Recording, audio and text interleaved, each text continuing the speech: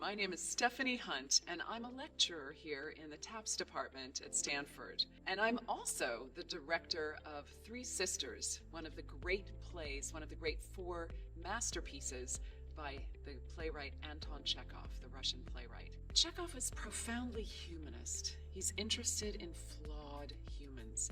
I chose Three Sisters because it is a perfect play for actors to do.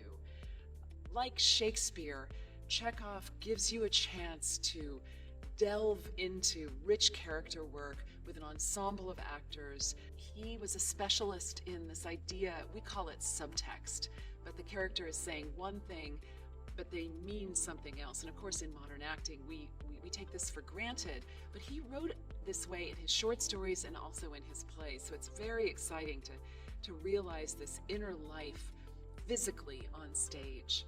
So we were very fortunate in that our rehearsal process was able to use the Arts Intensive, which is basically an arts summer camp. It's like being in a BFA program for 3 weeks.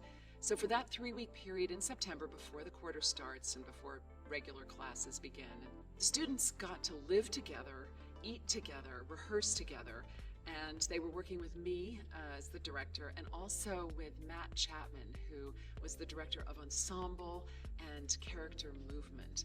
We had Olga Ovcharskaya, she's writing her dissertation on Chekhov. She's a Chekhov expert and scholar, and she came and spoke to the class about other productions of Three Sisters. And we also had Tobias Wolff, the renowned short story writer who also edited a version of Chekhov's short stories, and he came and spoke to us about Chekhov's life. You know, here at Stanford, everyone is really committed to excellence, and to get into Stanford's extremely hard.